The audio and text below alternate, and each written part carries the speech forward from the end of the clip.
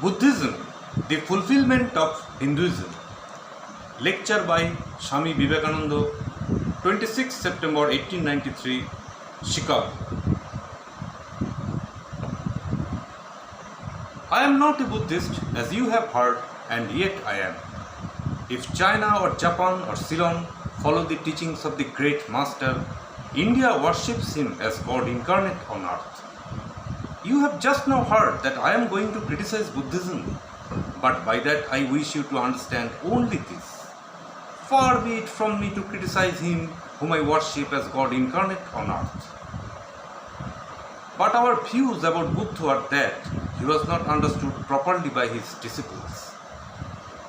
The relation between Hinduism, by Hinduism I mean the religion of the Vedas, and what is called Buddhism at the present day, is nearly the same as between Judaism and Christianity.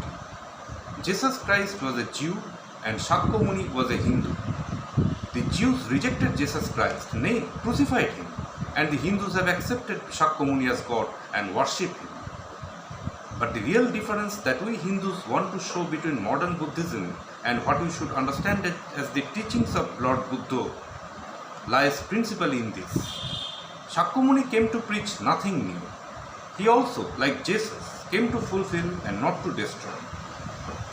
Only in the case of Jesus, it was the old people, the Jews, who did not understand his teachings, while in the case of Buddha, it was his own followers who did not realize the import of his teachings.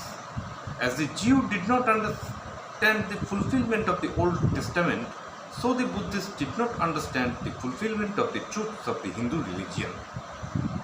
Again, I repeat, Shakyamuni came not to destroy, but he was the fulfillment, the logical conclusion, the logical development of the religion of the Hindus.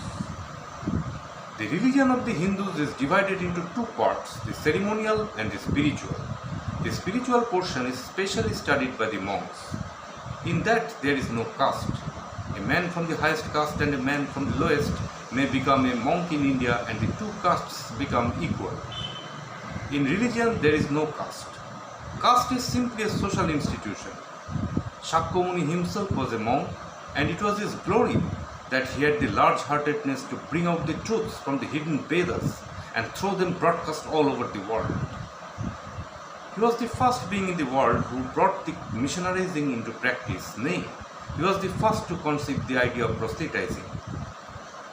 The great glory of the Master lay in his wonderful sympathy for everybody, especially for the ignorant and the poor. Some of his disciples were Brahmins. When Buddha was teaching, Sanskrit was no more the spoken language in India. It was then only in the books of the learned. Some of Buddha's Brahmin disciples wanted to translate his teachings into Sanskrit, but he distinctly told them, I am for the poor, for the people. Let me speak in the tongue of the people. And so to this day, the great bulk of his teachings are in the vernacular of that day in India. Whatever may be the position of philosophy, whatever may be the position of metaphysics, so long as there is such a thing as death in the world, so long as there is such a thing as weakness in the human heart, so long as there is a cry going out of the heart of man in his very weakness, there shall be a faith in God. On the philosophic side, the disciples of the great master dashed themselves against the eternal rocks of the Vedas and could not crush them. And on the other side, they took away from the nation that eternal God to which everyone, man or woman, clings so fondly. And the result was that Buddhism had to die a natural death in India. At the present day, there is not one who calls himself a Buddhist in India, the land of its birth. But at the same time, Brahmanism lost something, that reforming zeal, that wonderful sympathy and charity for everybody, that wonderful leaven which Buddhism had brought to the masses and which had rendered the Indian society so great that a Greek historian who wrote about India of that time was led to say that no Hindu was known to tell an untruth and no Hindu woman was known to be unchaste. Hinduism cannot live without Buddhism, nor Buddhism without Hinduism. Then realize what this separation has shown to us, that the Buddhists cannot stand without the brain and philosophy of the Brahmins, not the Brahmin without the heart of the Buddhist. This separation between the Buddhists and the Brahmins is the cause of the downfall of India. That is why India is populated by 300 millions of beggars, and that is why India has been the slave of conquerors for the last 1,000 years.